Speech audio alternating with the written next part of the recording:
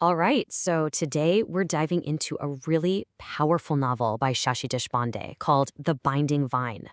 Now, this isn't just one story, it's a masterpiece, really, that weaves together the lives of three incredibly different women.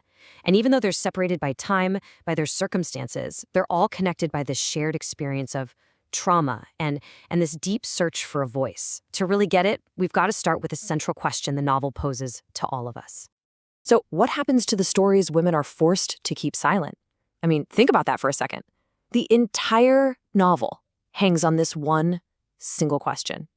It's really asking us to look at the histories, the pain, the truths that just get buried, buried within families, within whole societies, just because women aren't given the space or the permission to speak.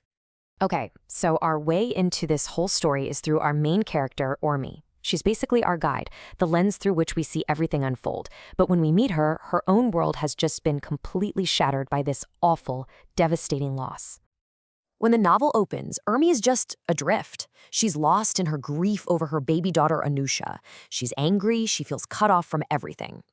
But here's the thing. What starts out as this deeply personal journey of mourning, it actually becomes the thread that pulls her into the silent stories of other women.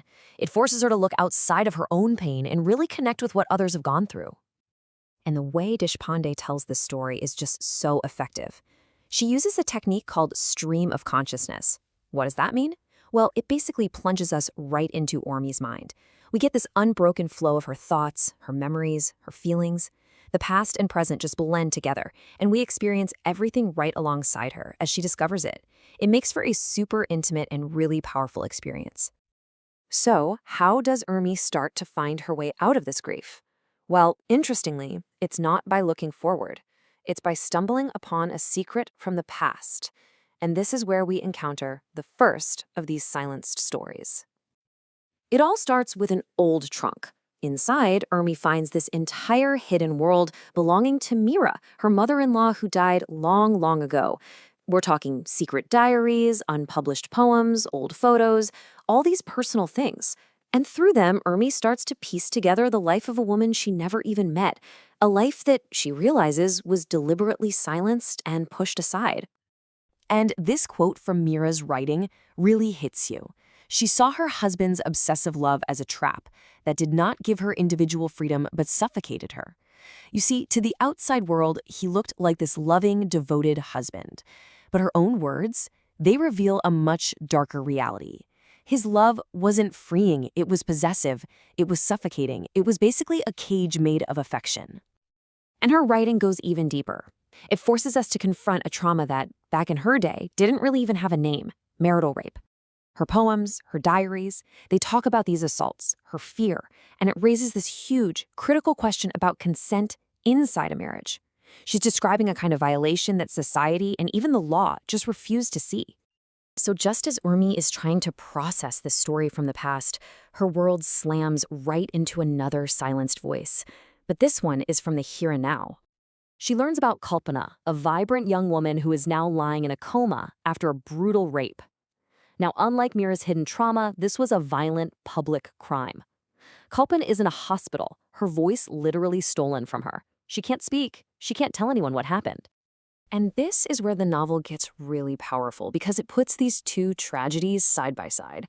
On one hand, you have Mira. Her suffering was private, hidden, emotional. It was done by a man who said he loved her, and it was basically sanctioned by marriage. Then you have Kalpana. Her story is about a public, physical, brutal crime, an act of revenge. But what happens? It brings this huge social stigma down on her and her family. So you've got two totally different kinds of violence, but the result is the same. A woman is silenced. And all of this brings us to the book's title, its central metaphor, The Binding Vine. Because this story isn't just about trauma. It's about the messy, complicated, often really difficult relationships that connect all of us. The book is so honest about how fragile these bonds can be, especially between mothers and daughters. You see it so clearly in the strained relationship between Urmi and her mom, Eni, and you also see it in how Mira felt about her own mother, who she saw as too passive. These relationships are just full of misunderstandings and things left unsaid. Yeah, and that idea comes up again and again, this dark side of love. When love becomes oppressive, demanding, it turns sadistic. The novel keeps showing us how what we often call love can actually be a tool for possession and control.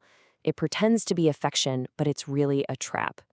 But, and this is so important, out of all this pain, something really powerful starts to grow. Urmi connects with Kalpana's mother, Shakutai. I mean, these two women are from completely different worlds, but they form this incredible alliance. They team up to fight for justice for Kalpana. And that connection, that solidarity, that's the real binding vine. It's the bond women create when they stand together against injustice. So you might be wondering, why tell these stories? And why with such raw honesty? Well, to get that, you really have to know a bit about the author herself. Shashi Deshpande is, without a doubt, a giant in Indian literature. She was actually born into a literary family. Her father was a famous writer. But she totally carved out her own unique space. Her trademark is focusing on the inner lives of educated, urban, middle-class women. And that's exactly why she's able to explore these hidden traumas, like Mira's, with so much psychological depth. She gave a voice to a group whose private struggles were so often just ignored in literature. And to really get her impact, let's look at where she fits in literary history. For a long, long time, the Indian novel in English was dominated by men. Then, in the 1950s, you start to see more women writers emerge. But it was in the 1980s that Shashi Deshpande really came onto the scene as this crucial, defining voice, bringing a whole new level of psychological depth to women's stories. So, when you boil it down, Deshpande's legacy is all about giving a voice to the voiceless. Her characters aren't usually revolutionaries storming the barricades. They're real women, quietly dealing with the anger, the frustration, and the complicated family dynamics of their lives, just trying to be seen and understood as individuals. And that brings us right back to where we started, with Urmi. Because by listening to these stories, by bearing witness to Mira's past and Kalpana's present, she finds a purpose that's bigger than her own grief. The act of listening, of fighting for them, is what actually helps her start to heal. Her private pain gets transformed into a public fight for justice. And maybe that's the biggest takeaway from the whole novel. Life can be full of pain and injustice, for sure. But the book seems to say that what keeps us going, what gives our lives meaning, are these connections we have with each other, those binding vines. Yeah, they can be fragile and they can be painful, but they're also, in the end, our greatest source of strength. They're how we survive. So the novel leaves us with this final, really urgent question to think about. Whose story needs to be heard today? In our own world, which is still full of silenced voices, it kind of forces us to ask, who are the Miras and Kalpanas around us right now? And what's our role? What's our responsibility to just listen and maybe even help them find their voice?